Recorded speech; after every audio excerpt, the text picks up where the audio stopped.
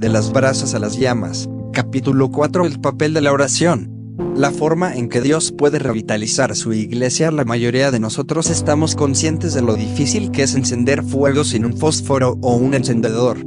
Puede que hayamos leído la famosa y breve historia ¿Cómo encender el fuego? O puede que hayamos visto luchar a Tom Hanks en varios intentos fallidos en la película El náufrago. O quizás lo hayamos experimentado nosotros mismos como parte de las actividades de los niños Scouts o de algún programa de campamentos. Ahora imagine que usted debe encender fuego en el espacio. No importa lo que intente hacer, nunca lo logrará.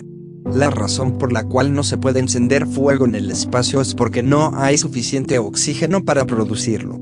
Cuando queremos que nuestras iglesias pasen de las brasas a las llamas, el elemento espiritual que equivale al oxígeno en el fuego es la oración. Sin el oxígeno de la oración para que se produzca la llama de la renovación, ningún esfuerzo humano lo podrá lograr. En realidad, mientras más nos esforcemos en lograr la revitalización, más frustrados nos sentiremos, a menos que nuestras continuas oraciones sean las que produzcan la chispa espiritual necesaria. La prioridad de la oración, si lo primero de las primeras cosas es el evangelio de la gracia divina, entonces lo segundo tendría que ser la oración. Si algo es necesario en una iglesia que se está muriendo, eso es la oración.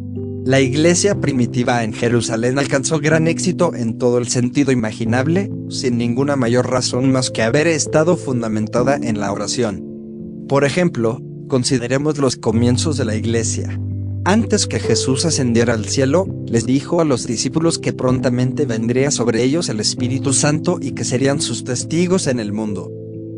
Por lo tanto, Hechos 1:12-14 dice, entonces volvieron a Jerusalén desde el monte, que se llama del Olivar, el cual está cerca de Jerusalén, camino de un sábado. Cuando llegaron, subieron al aposento alto, donde se alojaban. Todos estos perseveraban unánimes en oración. Cuando ellos se juntaron tiempo después en el aposento alto en el día de Pentecostés, podemos suponer que estaban haciendo lo mismo que estaban haciendo antes. Supuestamente, habrían estado orando juntos de esa manera en forma regular, incluso quizás diariamente. Además, en ese día en particular, descendió sobre ellos el Espíritu que les había sido prometido, cuando 3,000 personas creyeron y fueron bautizadas, y cuando se formó la iglesia. Todo esto sucedió como respuesta a la oración fiel. Poco después, a medida que la iglesia se iba desarrollando, surgió una crisis que amenazó con distraer a los líderes de la iglesia de este ministerio tan importante. Hechos 6:1-4 registra lo que aconteció en aquellos días. Como crecía el número de los discípulos, hubo murmuración de los griegos contra los hebreos, que las viudas de aquellos eran desatendidas en la distribución diaria. Entonces los 12 convocaron a la multitud de los discípulos, y dijeron, no es justo que nosotros dejemos la palabra de Dios para servir a las mesas. Buscad, pues, hermanos, de entre vosotros a 7 hombres de buen testimonio, llenos del Espíritu Santo y de sabiduría, a quienes encarguemos de este trabajo. Nosotros persistiremos en la oración y en el ministerio de la palabra. La oración era tan importante para los fundadores de la iglesia, y tan esencial para su buen éxito, que ellos se propusieron no apartarse de ella, incluso por otros buenos y necesarios ministerios. Sin embargo, muy frecuentemente en nuestras iglesias en la actualidad todos los otros ministerios toman la prioridad que le corresponde al ministerio de la oración. Yo me atrevería a decir que muchas veces esta es la razón principal por la que las iglesias disminuyen o mueren. Puede que tengan líderes carismáticos o programas sofisticados, pero se han tornado ineficaces porque la iglesia ha dejado de orar. Por otra parte, cualquier iglesia que se compromete a orar, no importando cuán mal se hayan vuelto las cosas, será renovada y reconstruida por el poder del Espíritu. Sin embargo, para lograr eso debemos saber cómo orar para revitalizar nuestras iglesias, y para eso Dios nos ha entregado algunos modelos de oraciones en las Escrituras que son de especial importancia para este tema. Por lo tanto, en lo que resta de este capítulo, me gustaría que analizáramos 2 tipos de dichas oraciones, una del Antiguo Testamento y la otra del Nuevo Testamento. Análisis de la oración de Jabes. Primera de Crónicas 4:9-10 dice, Jabes fue más ilustre que sus hermanos, al cual su madre llamó Jabes, diciendo, por cuanto lo di a luz con dolor. Invocó Jabes al Dios de Israel diciendo, te ruego que me des tu bendición, que ensanches mi territorio, que tu mano esté conmigo y que me libres del mal, para que no me dañe. Y le otorgó Dios lo que pidió. Hace aproximadamente 12 años un amigo me presentó esta oración y comencé a enseñarla. En ese entonces, era un pasaje oscuro de las Escrituras, pero ya no lo es tanto ahora. Hace varios años, Bruce Wilkinson, del ministerio Caminata Bíblica, publicó un pequeño libro titulado La oración de Jabes. El libro ha pasado varios años en el primer lugar de las listas de libros más leídos y pareciera que ahora ya casi todos han oído de esta oración antes poco conocida del Antiguo Testamento. Desde la publicación del libro original de Wilkinson, han surgido varios relatos secundarios, tales como la oración de Jabes para mujeres, la oración de Jabes juvenil, la oración de Jabes para niños, Tu andar diario, guía devocional, Tu andar diario Biblia, sin mencionar un CD musical, un MP3 portátil, camisetas, gorras, cuadros, tazas para el café, calendarios e incluso una alfombrilla para el ratón del computador. Obviamente que muchos cristianos han sido bendecidos por la oración de Jabes en los últimos años, pero desgraciadamente muchos se han desanimado por la cantidad excesiva de mercadería y por algunos problemas, como Wilkinson trató el pasaje. Para el primer grupo, a los que les gusta el libro, quisiera destacar algunos de los problemas para que no se dejen engañar por algún error perjudicial. Pero, para el segundo grupo, a los que no les gusta el libro, me gustaría desafiarlos a que recuerden que la oración de Jabes está en la Biblia y por lo tanto es inspirada por Dios y útil para enseñar, para redarguir, para corregir, para instruir en justicia. 2 Tim 3:16. Si entendemos correctamente la oración de 1 Crónicas 4, 9, 10, esta puede servirnos como un modelo útil y también puede ser especialmente útil en lo que se refiere a la revitalización de las iglesias. ¿Qué hay de malo con la oración de Jabes? Para usar correctamente la oración de Jabes, será necesario que entendamos cómo se ha mal utilizado. No quisiera criticar el libro de Bruce Wilkinson porque tiene partes buenas y ha logrado buenos resultados. Sin embargo, tiene suficientes temas controversiales que sería necesario que le pusiéramos un aviso de advertencia, si se quiere. Si no se lee con un discernimiento cuidadoso, su contenido puede desviar a los cristianos por el camino equivocado. Por lo tanto, consideremos las siguientes inquietudes con respecto a la oración de Jabes, esperando que nos den un mejor entendimiento del pasaje, y de la oración en general. El primer problema con el libro de Wilkinson es que identifica erróneamente la clave del éxito de Jabes. De hecho, pareciera que Wilkinson construye todo el libro sobre un malentendido. Después de haberse cuestionado en voz alta por qué Jabes había sido tan bendecido por Dios, dice, claramente, el resultado se debe a su oración. Este es el supuesto que se encuentra detrás de todo lo dicho en el resto del libro, que las palabras dichas a Dios por parte de Jabes fueron la clave de su éxito. Más adelante, el libro se refiere a él como un hombre cuya oración le ganó el premio de ser más ilustre de parte de Dios. 3. Permítame sugerir que Wilkinson no ha entendido la esencia de este punto.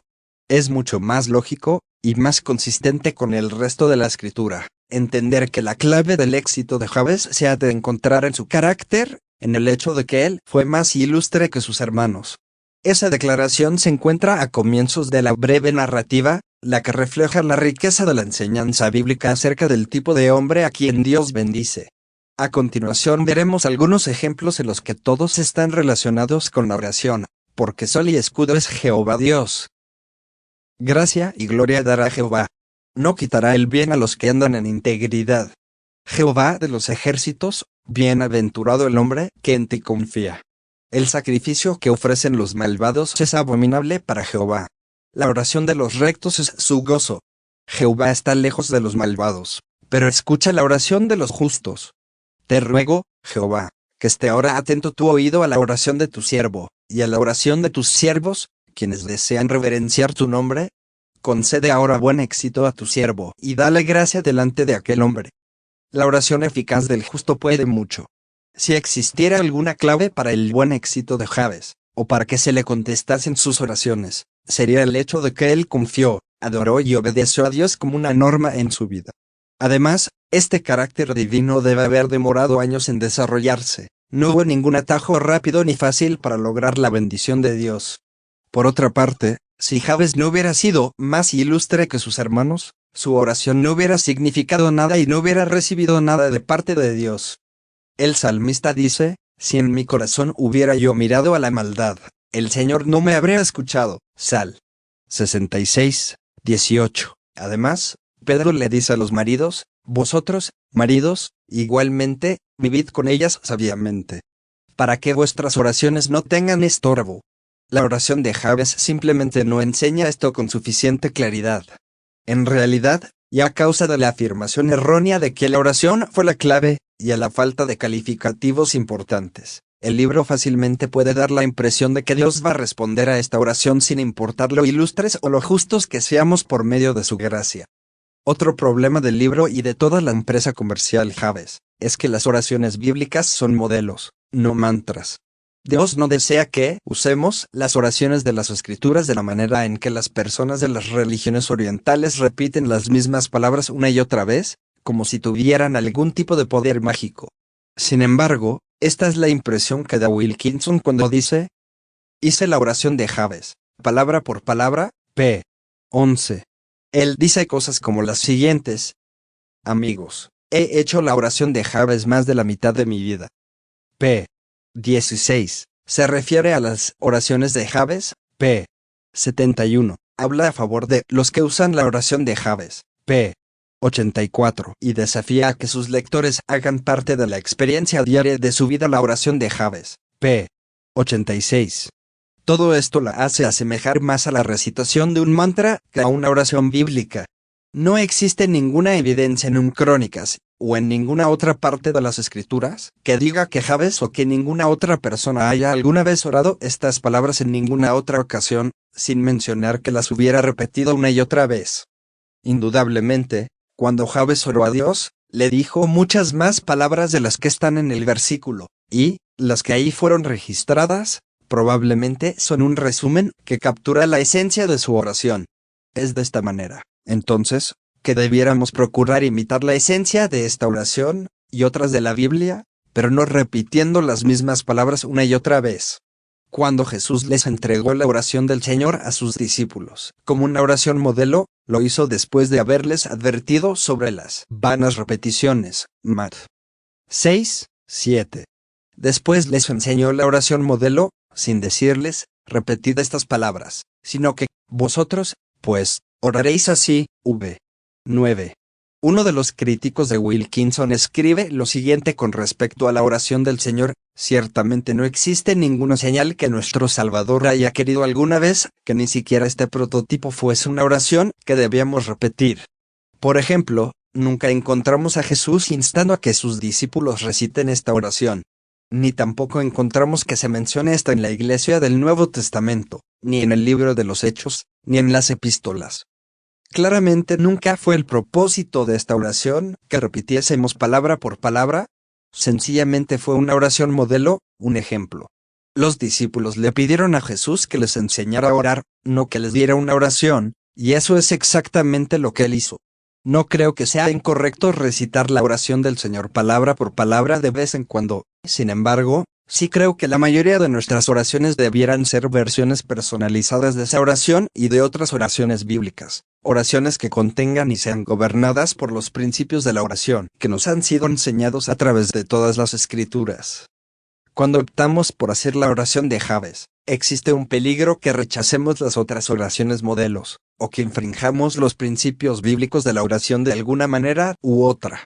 Uno de estos principios es que Dios normalmente responde a nuestras oraciones con un no, y normalmente también las responde en forma contraria a nuestros deseos. Mat. 26, 39, 42. 2 Cor. 12, 8, 9. Esto lleva a otro gran problema del libro de Jabes. Quiere decir que la bendición de Dios siempre será algo que nos gusta. La Biblia dice, bienaventurados los que lloran, Mat. 5, 4, pero también si alguna cosa padecéis por causa de la justicia, bienaventurados sois, 1 Pedro 3:14, cf. 4:14. Sin embargo, Wilkinson da la impresión que el orar como Jabes le dará a usted lo que desea. Él comienza el libro diciendo Quisiera enseñarle cómo hacer una oración audaz que a Dios siempre responde, y aparentemente cree que la respuesta será siempre sí. Digo esto porque el libro nunca considera la posibilidad de que una oración no sea contestada. Ni tampoco nunca enseña la importante verdad bíblica de que Dios sabe más que nosotros, y, por lo tanto, muchas veces no nos da lo que deseamos porque sería perjudicial para nosotros. Por otro lado, todos los ejemplos de Wilkinson son ejemplos en los que sus deseos fueron satisfechos. Él dice repetidas veces que el resultado de esta oración serán los milagros. Difícilmente un término que conlleva sufrimiento y persecución. De esta manera, la oración de Jabes desgraciadamente imita algunos temas relacionados con el Evangelio de la Prosperidad, tal cual lo han indicado sus críticos. La oración registrada en un Crónicas 4 forma parte de una porción narrativa de la Escritura y, por lo tanto, no se debe considerar como normativa. Jabes recibió lo que quería, por designio divino soberano. Sin embargo, ese resultado no puede ser esperado por todos los que lo busquen. En su sabiduría y amor infinitos, Dios normalmente nos bendice reteniendo las bendiciones que le pedimos. Por lo tanto, los muchos testimonios de oraciones contestadas en el libro de Wilkinson no necesariamente comprueban nada. Puede haber casi tantos testimonios de oraciones no contestadas como la que muestra la parte de una vestimenta. Hice la oración de Jabes por 30 días y todo lo que gané fue esta asquerosa camiseta. Existen otros problemas con la oración de Jabes, los que incluyen una negación implícita de la soberanía de Dios. Sin embargo, las inquietudes que he expresado debieran servir como una advertencia suficiente para que ahora podamos considerar un entendimiento más correcto de la oración. ¿Qué hay de bueno con la oración de Jabes? Como ya lo mencioné anteriormente, un Crónicas 4, 9, 10 es parte de la Sagrada Escritura. Por lo tanto, es inspirada por Dios y útil para enseñar, para redarguir, para corregir, para instruir en justicia, a fin de que el hombre de Dios sea perfecto, enteramente preparado para toda buena obra. 2 Tim 3:16, 17. Por lo que si ignoramos la oración de Jabes, o decimos que no se aplica a nosotros, es una reacción exagerada a los problemas con el libro de renombre. Cuando se comprende debidamente, la oración de Jabes sí se aplica a nosotros, y puede que hasta se aplique especialmente a los líderes y miembros de una iglesia que necesita la revitalización. Jabes llegó al mundo en una época difícil, que incluso él mismo llegó al mundo con dificultad. Él tenía todo en su contra, tanto en el contexto cultural como así también en su propia historia personal.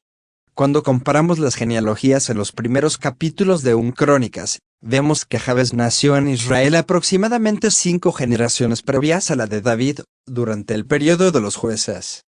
La característica de este periodo dentro de la historia de Israel queda clara gracias a una declaración hecha 2 veces en el libro de los jueces. En aquellos días no había rey en Israel y cada cual hacía lo que bien le parecía. Historias sobre la violencia brutal e insensata abundan en el libro de los jueces precisamente para destacar que estos eran malos tiempos para Israel, tanto moral como culturalmente. Por lo tanto, Jabes vivió en una época en que su pueblo, su iglesia, si se quiere, era débil y estaba herido. Además, su temprana vida se vio llena de dolor.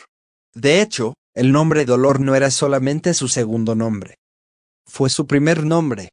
Primera de Crónicas 4, 9 dice, al cual su madre llamó Jabes, diciendo, por cuanto lo di a luz con dolor.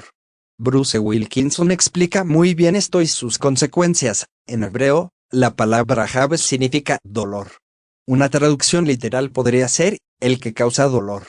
No suena como el comienzo de una vida promisoria, ¿verdad?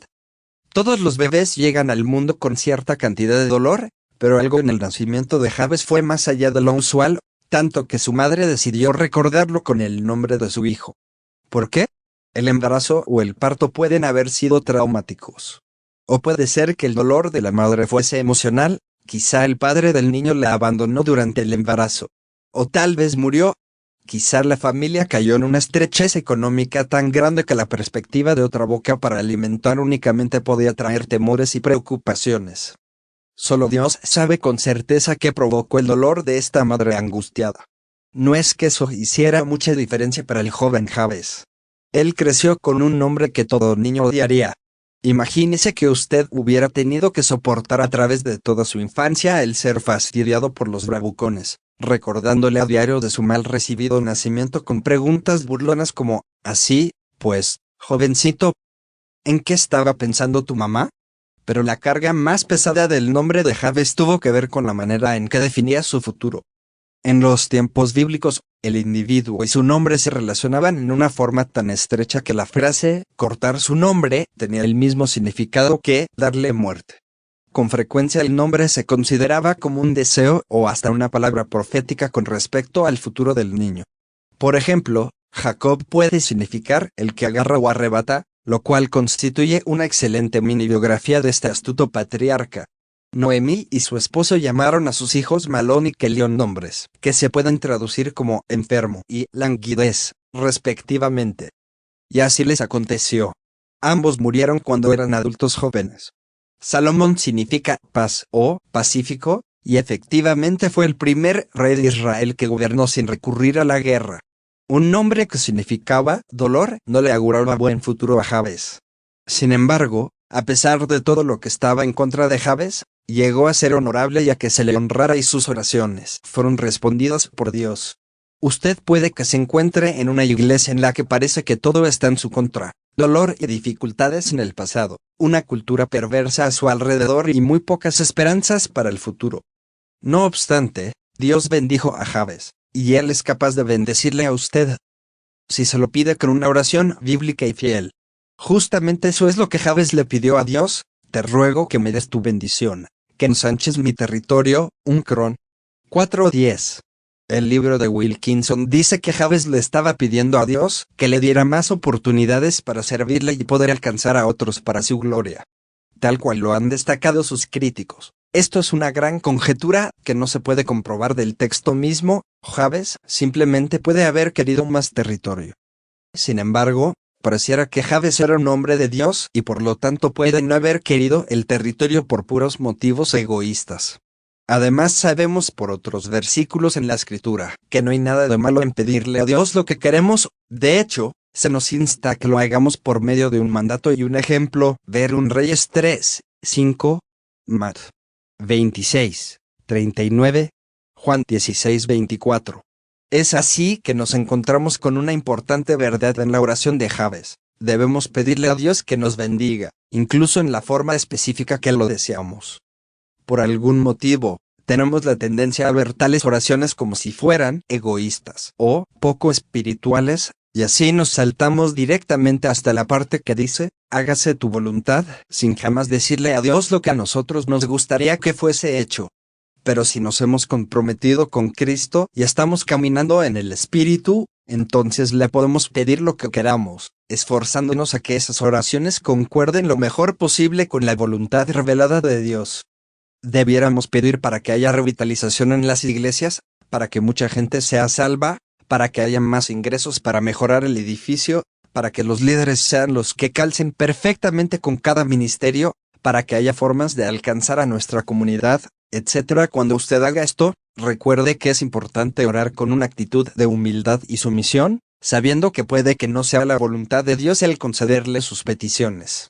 Puede que Él lo bendiga de otra manera, incluso a través de pruebas y sufrimientos. No obstante, usted debe presentar sus peticiones delante de Él. Tal cual fue el caso de Jabes, sus deseos puede que coincidan con el plan de gracia de Dios para su vida. Entonces sabrá la emoción que se siente al ver que una oración ha sido respondida, mientras crece su ministerio para la gloria de Dios. No obstante, Jabes no tan solo pidió que lo bendijese, también pidió protección. Él pidió lo siguiente: que tu mano esté conmigo y que me libres del mal, para que no me dañe. 1 Cron. 4:10. La palabra hebrea traducida como mal puede que se refiera al pecado mismo o a las consecuencias del pecado. Con frecuencia, la palabra es traducida como el mal, por lo que Jabes puede que le esté pidiendo a Dios que lo proteja del mal en sí mismo o del mal de otros.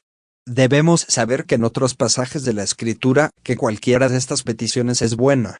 La oración del Señor, por cierto, incluye ambas cuando dice, no nos metas en tentación, sino el con acento agudo branos del mal, Mat. 6:13. Sin embargo, La interpretación más probable de las palabras de Jabes es la segunda, por la segunda frase del versículo, para que no me dañe. La palabra dolor es la misma que se utiliza en el versículo 9. El juego de palabras pareciera indicar que Jabes estuviera diciendo, por favor, que el dolor que implica mi nombre no caiga sobre mí. Esto calza perfectamente con lo que aprendimos en los primeros 2 capítulos de este libro sobre nuestra relación con la historia de nuestra iglesia. No debemos vivir en el pasado, sino que debemos aprender de él por el bien del futuro. Es así que cuando aplicamos esto a nuestras oraciones, debiéramos pedirle a Dios que proteja a la iglesia de los males que le han sobrevenido en el pasado. Una vez que los hayamos identificado, debiéramos orar pidiendo inteligencia para saber tratar cada uno de los asuntos específicos. Por medio de dichas oraciones, Dios nos va a ayudar para que aprendamos de los errores cometidos, haciendo que los dolores del pasado se transformen en fruto para el futuro.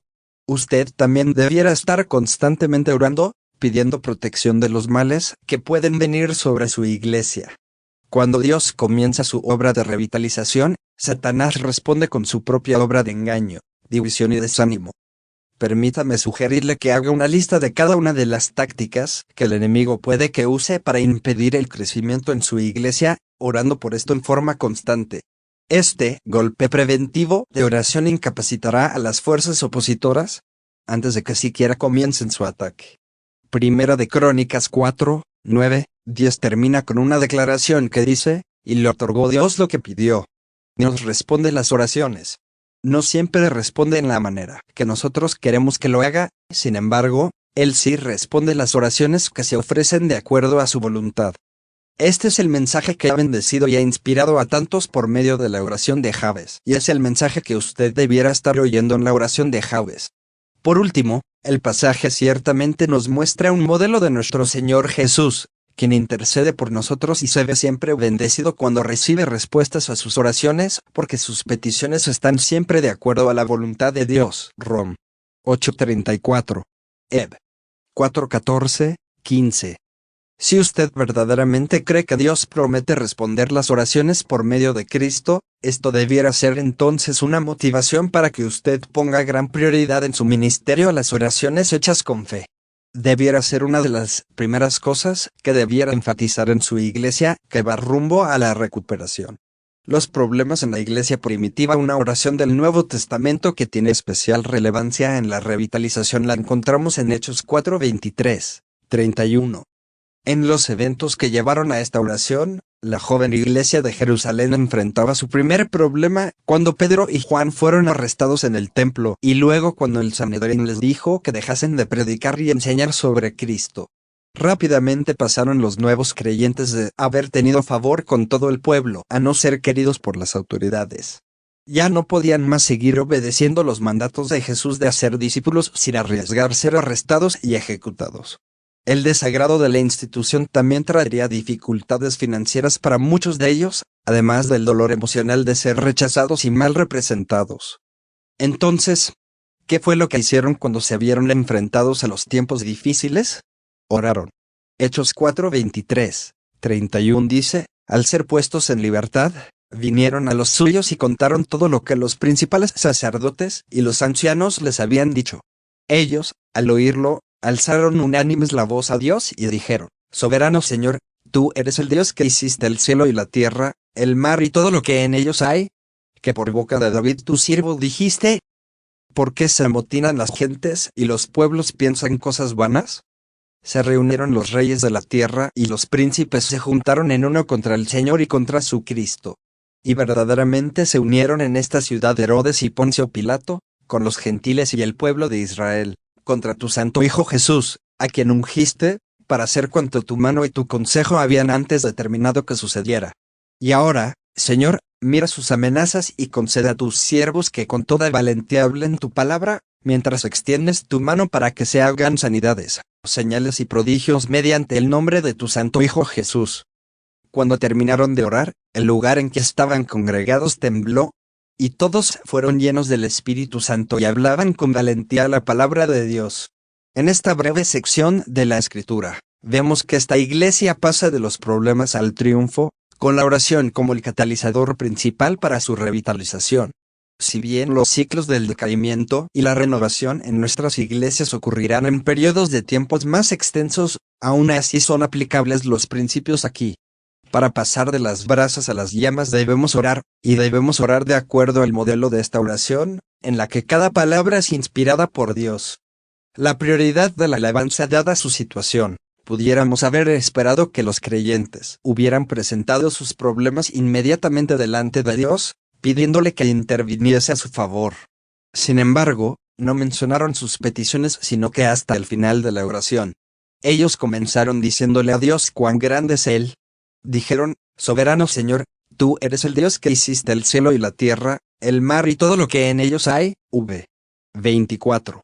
Por supuesto, esto es lo que llamamos la alabanza, siendo este el lugar adecuado donde deben comenzar todas nuestras oraciones. Cuando dirigimos nuestras mentes hacia la grandeza de nuestro Dios, podemos orar mejor de acuerdo a su voluntad, teniendo la confianza que este gran Dios puede, ciertamente, conceder nuestras peticiones. Es bueno resaltar que estas oraciones de alabanzas están impregnadas de la Escritura. El versículo 24 contiene una compilación de versículos del Antiguo Testamento y los versículos 25, 26 contienen citas del Salmo 2. Una de las mejores formas que aseguran que estamos orando de acuerdo a la voluntad de Dios es usar las palabras que verdaderamente forman parte de su voluntad ya revelada. Ciertamente esta es una llave que se ha perdido en la oración, pero una que puede abrir grandes puertas en su vida y en su ministerio. A continuación, James Boyce explica la conexión que existe entre la palabra y la oración. La oración es nuestra conversación con Dios. Las Escrituras son la conversación de Dios hacia nosotros, y las dos siempre van juntas. Usted estará orando de manera correcta cuando ore de acuerdo a lo que dice la Biblia. Usted estudiará las Escrituras de manera correcta cuando el estudio vaya acompañado de oración. Esto es lo que estaba haciendo la iglesia. Habían estado reflexionando sobre las Escrituras. Ahora, cuando se disponían a orar, surgieron las Escrituras desde dentro de ellos, conversando con Dios en sus propias palabras. Permítame sugerir que identifique algunos de los pasajes bíblicos que se relacionan especialmente con la revitalización de las iglesias, tales como los que hemos analizado en este libro, y comience a utilizarlos como guía en sus oraciones privadas y públicas. Al conversar con Dios con sus propias palabras, usted estará orando cada vez más de acuerdo a su voluntad, y Él le contestará a aquellas oraciones cada vez más. La oración y la predestinación. Los creyentes de Jerusalén continuaron diciendo, y verdaderamente se unieron en esta ciudad Herodes y Poncio Pilato, con los gentiles y el pueblo de Israel, contra tu santo Hijo Jesús, a quien ungiste, para hacer cuanto tu mano y tu consejo habían antes determinado que sucediera. 27, 28. Puede que parezca extraño para algunos que la predestinación ciertamente se mencione en una oración, ya que para ellos la predestinación y la oración parecen ser conceptos mutuamente exclusivos. Dicen, si Dios ha predestinado todo, ¿por qué nos damos la molestia de orar? Sin embargo, esto no fue un problema para la iglesia primitiva. Como lo dice un comentarista, ellos verdaderamente encontraron el consuelo en el hecho de que Él sabía de antemano lo que sucedería. Es por eso que la oración comienza con una referencia a Dios como Señor. 24. En griego, despotes. Tal como lo escribe John Stott, el Sanedrín puede haber pronunciado advertencias, amenazas y prohibiciones, y haber tratado de hacer callar a la iglesia. Sin embargo, la autoridad de ella estaba sujeta a una autoridad aún mayor en que los edictos de los hombres no pueden derrocar los decretos de Dios. Además, ellos no tan solo encontraron consuelo en el hecho de que Dios tiene el control, sino que también encontraron la motivación para orar, tan extraño como eso pueda parecer. Ellos sabían que el mismo Dios que predestina también ha optado por cumplir su voluntad soberana a través de la oración, no fuera de ella. Dicho de otra manera, el propósito de la oración no es que cambiemos el plan de Dios, sino que participemos en ese plan. Dios por medio de su gracia nos permite que oremos para que Él pueda con la misma gracia permitirnos ser parte de su obra en el mundo. En su libro If God Already Knows, We Pray, Douglas Kelly explica esto en un análisis de la parte de la oración del Señor que dice, venga tu reino, hágase tu voluntad. Jesús nos está diciendo que nuestras oraciones forman parte de la obra externa de los propósitos. A nosotros se nos ha dado una orden de involucrarnos en su plan divino por medio de nuestra oración humana. Él nos invita a que nos acerquemos a Él con necesidades terrenales, tal cual lo hizo Javes o aquellos que oraron en contra de la Armada Española. Nuestra oración puede ser eficaz cuando vemos que se ha hecho la voluntad divina. Si esto no fuera así, Dios simplemente nos diría que su reino va a venir y que no debemos preocuparnos. Todo lo que deberíamos hacer sería sencillamente obedecer a su voluntad ya revelada y no orar por ella. No obstante, de alguna manera extraordinaria, el Dios soberano que no cambia y que tiene un propósito definido eternamente para sus criaturas, nos invita a que cooperemos con el desarrollo de la historia. Cuando oramos para que se cumpla el plan de Dios en nuestras vidas y en las del mundo entero, mantenemos la perspectiva correcta si guardamos en nuestras mentes estas dos inmensas verdades bíblicas. La primera tiene que ver con que Dios tiene un plan que abarca todo y que es absolutamente soberano sobre todo. La otra es que la oración humana es verdaderamente eficaz en el ámbito sobrenatural. La soberanía divina satura esta oración en Hechos 4, en donde obviamente los miembros de la iglesia primitiva creían en ella profundamente. Tal evento terrible como el del asesinato de nuestro Señor, cometido por hombres malvados, es mencionado en su alabanza hacia Dios, porque ellos reconocían que Él tiene buenos propósitos, incluso en las cosas negativas que ocurren. A la luz de eso, permítame hacerle una pregunta difícil sobre su vida de oración. ¿Ha podido usted alabar a Dios por la difícil situación en la que se encuentra? ¿O por las cosas negativas que sucedieron en la historia de su iglesia? ¿Ha podido usted agradecerle a Dios por haberle dado este desafío para que usted confíe en Él completamente y para que sepa que cualquier resultado positivo proviene de Él solamente? Si no es así, quizás entonces puede que usted no esté listo todavía para presentar sus peticiones delante de Él. Las súplicas y las peticiones de los creyentes en Hechos 4 poseían una profunda y constante confianza en la soberanía de Dios, por lo que estaban preparados para orar de acuerdo a su voluntad y para verlo obrar mediante sus oraciones. Su primera petición fue que Dios les restringiera a sus enemigos o que se los quitase, y su segunda fue: y concede a tus siervos que con toda valentía hablen tu palabra. 29. Esta fue una oración específica, hecha a la medida de su situación específica, y tal como lo analizamos anteriormente, fue lo que ellos querían ver ocurrir. Por último, tuvieron incluso la audacia de pedirle a Dios sanidad y otros milagros que acompañasen su ministerio. 30. El que pidamos los mismos tipos de milagros en la actualidad es un tema a debatir, sin embargo, cualquiera que esté a favor de uno o del otro lado de esa pregunta podrá estar de acuerdo que, así como con los cristianos primitivos, nosotros deberíamos pedirle a Dios que haga cosas grandes en nuestras vidas y en nuestros ministerios. Si pedimos cualquier cosa menor, dejamos corto a Dios, como queriendo decir que no es poderoso para hacer todas las cosas mucho más abundantemente de lo que pedimos o entendemos. Efes 3:20. Por lo tanto, le sugeriría que haga otra lista, una que contenga todas las grandes cosas que Dios pudiera hacer en y a través de su iglesia a medida que va siendo revitalizada por medio del poder del Espíritu. Comience orando en forma diligente por cada bendición imaginablemente posible, y luego vea cómo Dios hace más de lo que usted mismo puede imaginar. ¿Funciona la oración? Los resultados de la oración de la iglesia primitiva se encuentran registrados en Hechos 4:31.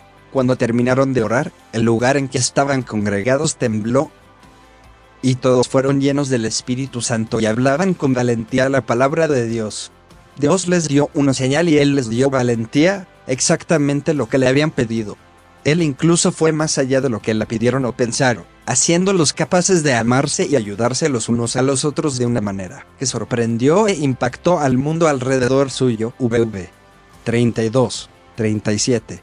Gracias a los resultados de la oración de Javes, a las oraciones de la iglesia primitiva, y a muchas otras como esas, con frecuencia se ha oído decir a los cristianos que la oración funciona. Eso es verdad, en cierta manera. Pero a la luz de lo que hemos aprendido en este capítulo, sería mejor decir que Dios obra a través de la oración. El poder que obra le pertenece a Él, por supuesto, no a las oraciones mismas. Sin embargo, si usted quiere ver que ese maravilloso poder obra en la revitalización de su iglesia, usted debe orar.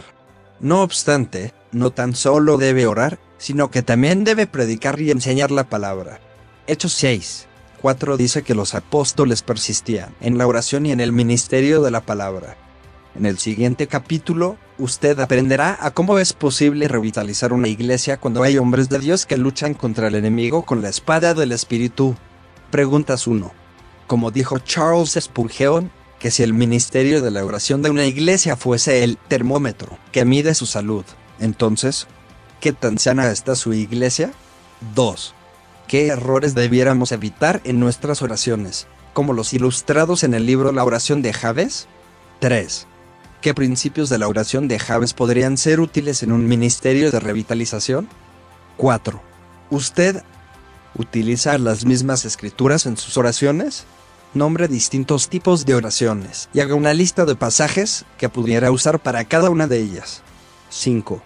Analice la relación entre la predestinación y la oración. ¿Son estos dos conceptos contrarios el uno del otro?